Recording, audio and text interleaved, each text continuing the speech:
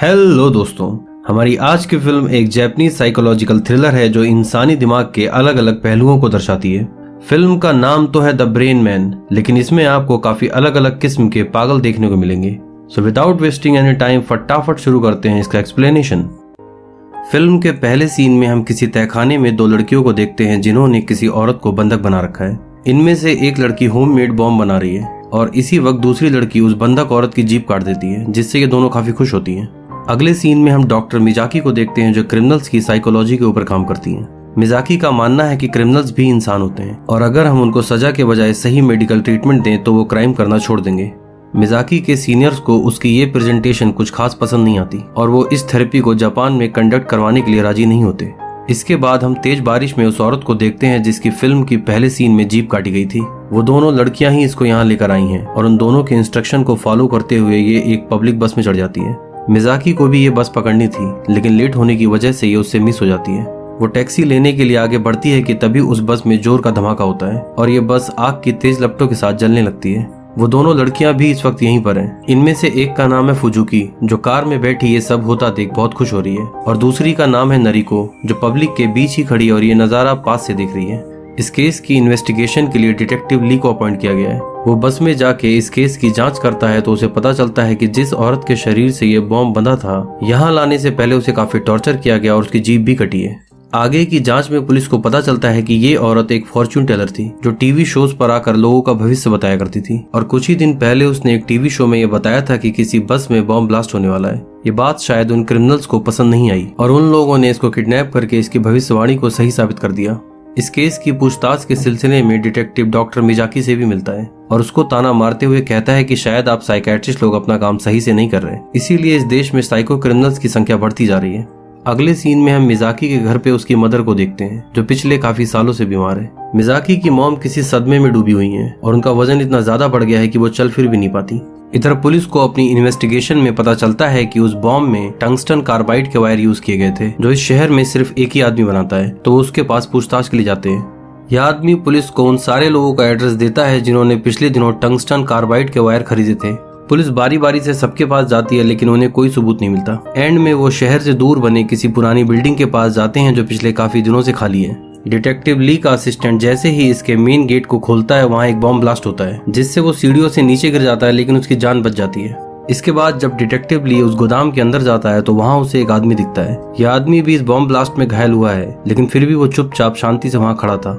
Detective उसे हाथ ऊपर करके घुटनों के बल बैठने को कहता है और यह आदमी भी ठीक वैसा ही करता है जैसा डिटेक्टिव उसे करने को कह रहा था।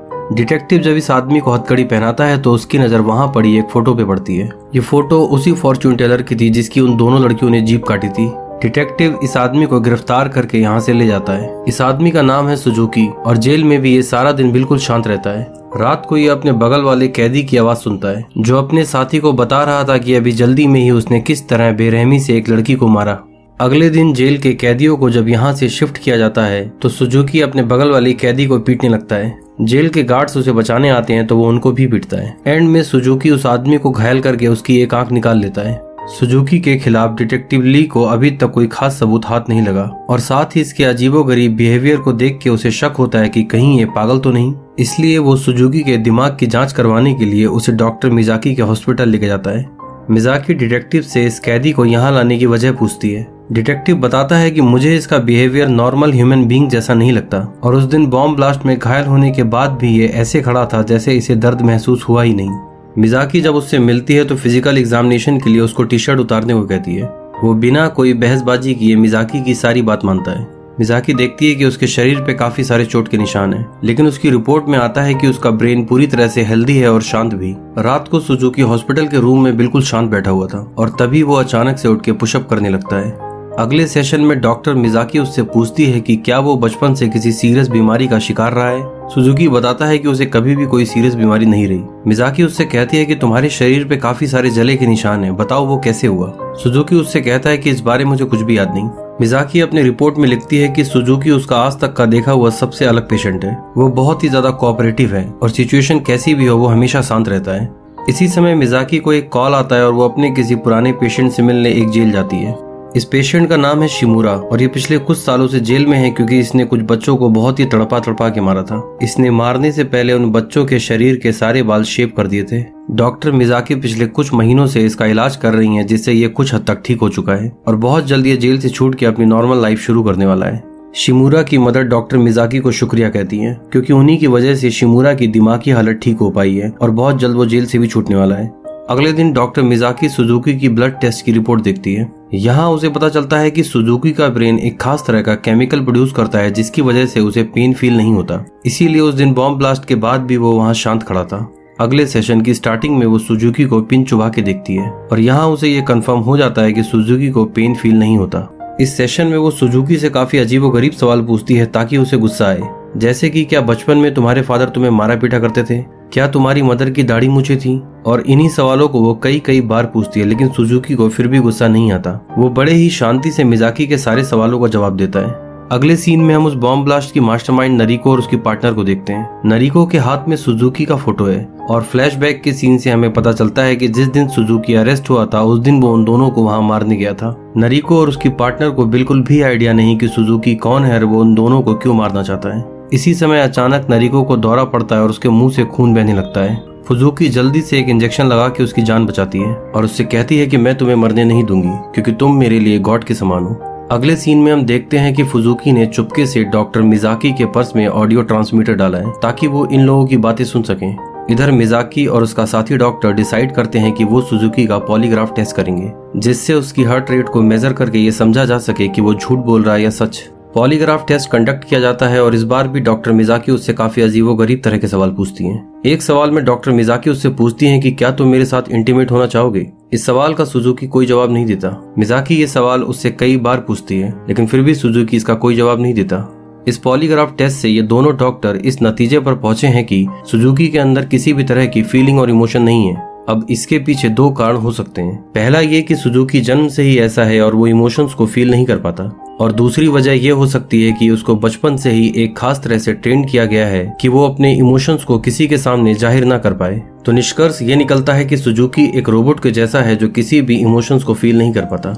हॉस्पिटल के गार्ड जब सुजुकी को उसके रूम में ले जा रहे थे तब डॉक्टर मिजाकी भी उसके साथ जाती है। तभी वहाँ मिजाकी का पुराना पेशेंट शिमुरा आता है। मिजाकी गार्ड्स को यहाँ रुकने को बोलती है और फिर वो जाके शिमुरा से मिलती है। शिमुरा उसे बताता है कि उसे जेल से छूटे एक हफ्ते से ज्यादा हो चुका है और अब उसने अपनी नॉर्मल लाइफ भी शुरू कर दी है, और इन सब के लिए वो डॉक्टर मिजाकी को शुक्रिया कहने आया है क्योंकि उन्हीं की वजह से ये सब कुछ हो पाया। इसी समय हम देखते हैं कि सुजुकी शिमुरा की तरफ घूर के देख रहा है। शिमुरा के वहां से जाने के बाद वो मिजाकी से उसके बारे में पूछता है। मिजाकी उसे बताती है कि ये उसका काफी पुराना पेशेंट था, लेकिन अब ये पूरी तरह से ठीक हो चुका है और एक नॉर्मल लाइफ जी रहा है। मिजाकी का कलीग उसे एक डॉक्टर के बारे में बताता है जिसने बचपन में सुजुकी का इलाज किया था। मिजाकी फैसला करती है कि वो उस डॉक्टर से जाके मिलेगी ताकि सुजुकी के बारे में और जानकारी मिल सके, और फिर अगले दिन मिजाकी उस डॉक्टर से मिलने उसके घर जाती है। इस डॉक्टर का नाम है आइजावा, जो फिलहाल तो सारा दिन नशे में रहता है, लेकिन पहले ये ऐसे बच्चों का इलाज किया करता था जो दिमागी तौर पे पूरी तरह से विकसित नहीं होते। आइजावा उसे बताता है कि जब सुजुकी 6 साल का था तब उसके पेरेंट्स उसे मेरे पास छोड़ के गए थे। इसके कुछ महीनों बाद ही उसके पेरेंट्स की एक हिट एंड रन केस में डेथ हो गई। सुजुकी के ग्रैंडफादर एक बहुत ही अमीर आदमी थे, तो उन्होंने उसके पर्सनल ट्रीटमेंट के लिए मुझे हायर किया। सबसे पहला काम मैंने ये किया कि सुजुकी को रोज एक फिक्स टाइम पे टॉयलेट जाना सिखाया। ये छोटी सी आदत सीखने में उसे 1 महीने लग गए, लेकिन फिर वो ये अपने आप करने लगा। उसकी हालत ऐसी थी कि वो भले ही भूख से मर जाए, लेकिन जब तक उसको कमांड नहीं दिया गया वो खाना भी नहीं खाता था। उसके ब्रेन में किसी भी तरह का डिसऑर्डर नहीं था और उसका आईक्यू तो बहुत ज्यादा हाई था। वो जिगसॉ की ऐसी पजल्स को कुछ घंटों में ही सॉल्व कर देता था जिसे सॉल्व करने में दूसरों को हफ्ते लग जाते हैं। वो किसी भी बुक को बस एक बार पढ़ के हमेशा के लिए याद रखता था। उसका दिमाग किसी कंप्यूटर के जितना तेज था और इसीलिए हम उसे द ब्रेन मैन कह के बुलाते थे। सुजुकी के ग्रैंडफादर को उसकी इस एबिलिटी के बारे में पता था, इसलिए वो उसे और भी बहुत कुछ सिखाना चाहते थे। बाद में उन्होंने सुजुकी के लिए और भी अलग तरह के ट्रेनर हायर किए। मिजाकी उससे पूछती है कि क्या आप उनमें से किसी को जानते हो। आइजावा उसे उस ट्रेनर का एड्रेस देता है जिसने सुजुकी को मार्शल आर्ट सिखाया था। मिजाकी डिटेक्टिव ली के साथ सुजुकी के पुराने मार्शल आर्ट ट्रेनर से मिलने जाती है। ये ट्रेनर इन दोनों से मिलके सबसे पहला सवाल यही पूछता है कि क्या सुजुकी ने किसी को जान से मार दिया। डिटेक्टिव उससे कहता है कि तुम ये सवाल क्यों पूछ रहे हो। ट्रेनर उससे बोलता है क्योंकि सुजुकी के ग्रैंडफादर ने उसकी परवरिश कुछ इसी ढंग से की है। आगे वो बताता है कि सुजुकी उसकी लाइफ का आज तक का सबसे ज्यादा टैलेंटेड स्टूडेंट था। वो सब कुछ किसी मशीन की तरह बहुत जल्दी सीख जाता था। वहाँ रहते हुए मुझे पता चला कि सुजुकी के पेरेंट्स किसी कार एक्सीडेंट में मारे गए थे और वो एक्सीडेंट करने वाला इंसान कभी भी पकड़ा नहीं गया। इसी गम में उसके ग्रैंडफादर हमेशा नशे में डूबे रहते थे और यही वजह है कि वो सुजुकी को बहुत कुछ सिखाना चाहते थे ताकि वो अपनी पेरेंट्स की मौत का बदला ले सके। फिर एक दिन उन्होंने सुजुकी को बुलाकर ये सारी बात बताई और उससे कहा कि इस दुनिया में न्याय आसानी से नहीं मिलता।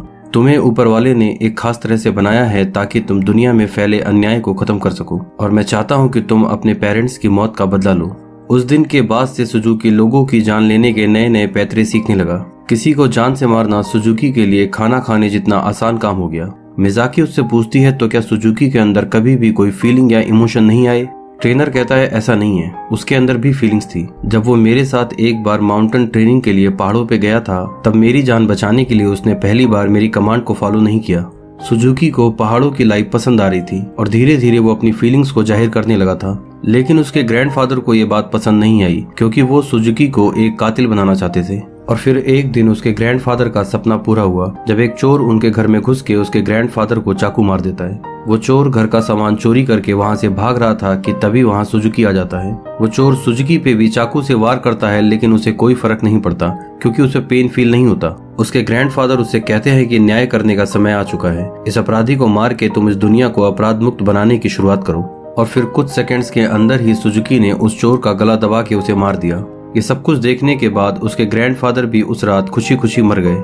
उस रात के बाद से मैंने वो जगह छोड़ दी और तब से लेकर आज तक मैंने सुजुकी को कभी भी नहीं देखा। इधर हम देखते हैं कि नोरिको और उसकी पार्टनर भी एक कार में बैठे ये सब सुन रहे हैं। ये सब सुन के नोरिको खुशी से रोने लगती है और कहती है कि मैं और सुजुकी एक जैसे ही हैं। हम दोनों तब तक किसी की जान लेना नहीं छोड़ेंगे जब तक हम खुद न मर जाएं।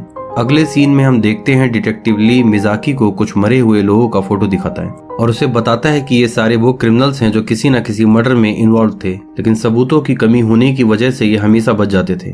फिर एक एक करके ये सब मरने लगे। पुलिस को कभी पता नहीं चला कि इनको मारने वाला कौन है, लेकिन अब मुझे पूरा यकीन है कि इन सबको मारने वाला सुजुकी ही था। इससे एक बात तो साफ होती है कि सुजुकी कोई साइको नहीं है और ना ही बस में होने वाले बॉम्ब ब्लास्ट में उसका कोई हाथ था, लेकिन इन सब के बावजूद वो भी एक क्रिमिनल ही है, तो मैं उसे सजा जरूर दिलवाऊंगा। इसलिए मैं उसे इस हॉस्पिटल से निकाल के जेल में शिफ्ट करने वाला हूँ। जब वो सुजुकी को यहाँ से ले जाने लगता है तो मिज़ाकी उसे रोकते हुए कहती है कि वो आखिरी बार उससे कुछ बात करना चाहती है। डिटेक्टिव इस बात पे राजी हो जाता है तो मिज़ाकी सुजुकी को अपने साथ एक रूम में ले जाती है। मिज़ाकी उससे कहती है कि अब इसके बाद शायद हम कभी ना मिलें, तो मैं अपनी लाइफ की एक पर्सनल बात तुमसे शेयर करना चाहती हूँ। वो बताती है कि मेरे फादर किसी बीमारी की वजह से काफी पहले ही मर गए थे, तो मेरी मॉम ने ही बड़ी मुश्किलों से मुझे और मेरे भाई को पाला।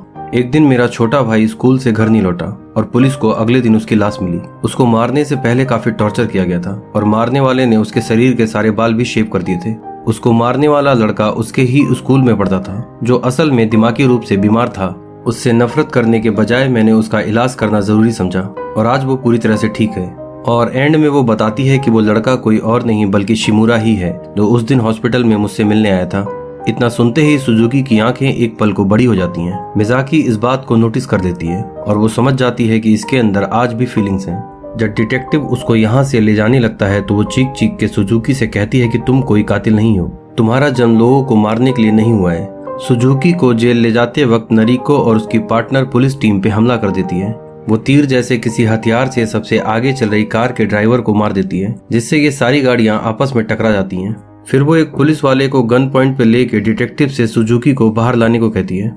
डिटेक्टिव उससे कहता है कि मुझे अब तक विश्वास नहीं होता कि उस बस के बॉम्ब ब्लास्ट में तुम जैसी लड़कियों का हाथ हो सकता है। नरिको उस पुलिस वाले को शूट करके डिटेक्टिव से पूछती है कि क्या अब तुम्हें विश्वास हुआ। इसी समय सुजुकी बाहर आके नरिको पे गोली चला देता है, लेकिन उसे बचाने के लिए फुजुकी सामने आ जाती है और वो खुद मारी जाती है। इसी समय फ्यूल लीक होने की वजह से वहाँ पलटी हुई कार में ब्लास्ट होता है, जिसका फायदा उठा के नरिको और सुजुकी दोनों यहाँ से भाग जाते हैं। अगले सीन में हम देखते हैं कि डिटेक्टिव ली अपने असिस्टेंट को देखने हॉस्पिटल गया है। मिज़ाकी भी वहाँ इनसे मिलने आई है। डिटेक्टिव मिज़ाकी को बताता है कि उन दोनों लड़कियों में नरिको ही असली बॉस है। फुजुकी तो बस उसके ऑर्डर फॉलो कर रही थी। आज से काफी साल पहले नरिको के पेरेंट्स का मर्डर हो गया था और मारने से पहले उनकी भी जीभ काटी गई थी, जिसका मतलब यह है कि नरिको ने ही अपने पेरेंट्स का मर्डर किया था और साथ ही इसने उस साइकाइट्रिस्ट को भी मार दिया जो इसका इलाज कर रहा था। मिज़ाकी पूछती है तो आज तक इसको सजा क्यों नहीं हुई। डिटेक्टिव बोलता है कि इसकी एज कम होने की वजह से ना तो पुलिस को इस पर डाउट हुआ और ना ही इसके खिलाफ कभी कोई एविडेंस मिला। और यहीं हम देखते हैं कि नरिको पूरी शिद्दत के साथ कुछ नए बॉम्ब्स बना रही है, यानी कि उसने कुछ बड़ा प्लान किया है। इसके बाद फिल्म में हमें यहाँ से कुछ दिन बाद का समय दिखाया जाता है। मिज़ाकी जब हॉस्पिटल जाती है तो नरिको उसे वॉशरूम से किडनैप कर देती है और फिर हॉस्पिटल के अलग अलग वार्ड्स में बॉम्ब फटने लगते हैं। मिज़ाकी को जब होश आता है तो वो खुद को नरिको के साथ हॉस्पिटल के किसी रूम में पाती है। नरिको उसे बताती है कि वो एक लेस्बियन है, तो क्या तुम मेरे साथ इंटीमेट होना चाहोगी। इतना कहते हुए वो मिज़ाकी को किस करने की कोशिश करती है, लेकिन मिज़ाकी उसके मुंह पे थूक देती है। नरिको ने इस रूम में रखे कंप्यूटर से इस बिल्डिंग के सारे सीसीटीवी और वो सारे बॉम्ब जो उसने प्लांट किए हैं को कनेक्ट कर रखा है और वो यहाँ से बैठे बैठे ही एक के बाद एक बॉम्ब्स को ब्लास्ट कर रही है। पुलिस और बॉम्ब डिस्पोजल टीम इस हॉस्पिटल में पहुंच चुकी है। नरिको सीसीटीवी में देखती है कि सुजुकी भी इस हॉस्पिटल में पहुंच चुका है और वो इसी रूम की तरफ बढ़ रहा है। सुजुकी को यहाँ देखते ही डिटेक्टिव ली उसे गन पॉइंट पे ले लेता है। इसी वक्त नरिको डिटेक्टिव को कॉल करके कहती है कि अगर मिज़ाकी की जान बचानी है तो सुजुकी को लेकर इर्थ फ्लोर पे आओ। ये दोनों वहाँ पहुँचते हैं तो देखते हैं कि डिटेक्टिव के असिस्टेंट की बॉडी पे बॉम्ब बंधा है जो 5 मिनट के अंदर फट जाएगा। नरिको फिर से डिटेक्टिव को कॉल करके कहती है कि अगर तुम अपने असिस्टेंट को बचाना चाहते हो तो सुजुकी को गोली मार दो, फिर मैं ये बॉम्ब डिफ्यूज कर दूंगी। सुजुकी उसके शरीर में बंधे बॉम्ब को ध्यान से देखता है और फिर वो डिटेक्टिव से कहता है कि नरिको झूठ बोल रही है, ये बॉम्ब डिफ्यूज नहीं किया जा सकता। लेकिन डिटेक्टिव उसकी बात नहीं मानता और इन दोनों के बीच फाइट होने लगती है और अंत में ये बॉम्ब फट जाता है जिसमें डिटेक्टिव ली का असिस्टेंट मर जाता है। नरिको जानती है कि सुजुकी यहाँ कभी भी पहुंच सकता है, इसलिए वो मिज़ाकी को लेकर हॉस्पिटल के बेसमेंट में चली आती है। वो मिज़ाकी को अपने साथ कार में बिठा के सुजुकी का इंतजार करने लगती है। सुजुकी को अपनी कार के सामने खड़ा देख वो मिज़ाकी से कहती है कि मैं हमेशा से किसी ऐसे इंसान को तड़पा के मारना चाहती थी जिसे दर्द ना हो, और फिर वो अपनी कार से सुजुकी को उड़ा देती है। वो ऐसा 2-3 बार और करती है, लेकिन सुजुकी हर बार उसकी कार के सामने खड़ा हो जाता है। और जब सुजुकी सही से खड़ा भी नहीं हो पा रहा था कि तभी अचानक से मिज़ाकी कार का पार्किंग ब्रेक लगा देती है, जिससे वो कार साइड में खड़ी एक कार से जाके टकरा जाती है। सुजुकी कार का शीशा तोड़ के नरिको को कार से बाहर निकालता है, फिर वो साइड में ले जाके उसे जान से मारने वाला होता है, लेकिन मिज़ाकी उसे ऐसा करने से रोक लेती है। मिज़ाकी के शरीर पे जो बॉम्ब बंधा है उसका रिमोट नरिको के पास ही है। वो उस रिमोट को जैसे ही अपने पॉकेट से निकाल के उसका बटन दबाने वाली थी कि अचानक से एक गोली आके उसके सीने में लगती है, जिससे वो तुरंत मर जाती है। ये गोली चलाने वाला कोई और नहीं बल्कि डिटेक्टिव ली ही था। सुजुकी लड़खड़ाते हुए यहाँ से जाने लगता है और डिटेक्टिव ली भी उसे नहीं रोकता। इसके कुछ ही दिनों बाद मिज़ाकी के पास अननोन आईडी से एक मेल आता है जिसमें लिखा था कि मैं तुम्हारे पुराने पेशेंट शिमुरा को मारने वाला हूँ। मिज़ाकी समझ जाती है कि ये मेल उसे सुजुकी नहीं किया है। वो जल्दी से शिमुरा के घर की तरफ भागती है, लेकिन जब तक वो वहाँ पहुँचती है तब तक कोई शिमुरा को मार के वहाँ से जा चुका था। इसी समय मिज़ाकी को वहाँ किसी बच्चे के रोने की आवाज़ सुनाई देती है। वो बगल वाले रूम में जाती है तो उसको एक छुपाया हुआ लड़का मिलता है जिसके शरीर के सारे बाल शेव्ड थे और उसके हाथ पैर भी बंधे थे, जिसका मतलब साफ है कि मरने वाला शिमुरा आज भी एक साइको ही था और मिज़ाकी के ट्रीटमेंट से उसमें कोई भी सुधार नहीं हुआ। इसके अगले दिन मिज़ाकी को सुजुकी की कॉल आती है। मिज़ाकी उससे पूछती है कि तुम्हें कैसे पता लगा कि शिमुरा आज भी पहले जैसा क्राइम कर रहा है। सुजुकी उसे बताता है कि जिस दिन उसने शिमुरा को हॉस्पिटल में पहली बार देखा था उसके हाथ पे किसी बच्चे के दांत काटने के ताजा निशान थे। तब उसे पहली बार शिमुरा पे डाउट हुआ, लेकिन जब मिज़ाकी ने अपने भाई के मर्डर की कहानी उसे बताई तब उसे यकीन हो गया कि शिमुरा आज भी एक साइको क्रिमिनल ही है। मिज़ाकी उससे कहती है कि तुमने उसे मार के ठीक नहीं किया और मेरी सारी मेहनत पे पानी फेर दिया। सुजुकी उससे कहता है कि इतना कुछ होने के बाद भी तुमने कभी उससे नफरत नहीं की और हमेशा उसका साथ दिया, लेकिन बदले में उसने तुम्हें धोखा दिया और जेल से निकलने के लिए तुम्हारा इस्तेमाल किया, इसलिए उसका मरना जरूरी था। इसी समय मिज़ाकी की नज़र सामने वाले ब्रिज पे पड़ती है जहाँ उसे सुजुकी नजर आता है। मिज़ाकी उससे पूछती है कि अब तुम क्या करने वाले हो, और इसी समय सुजुकी ये कॉल कट कर देता है। फिल्म के आखिरी सीन में हम पहली बार सुजुकी को थोड़ा मुस्कुराते हुए देखते हैं और इसी के साथ ये फिल्म यहाँ पे समाप्त होती है।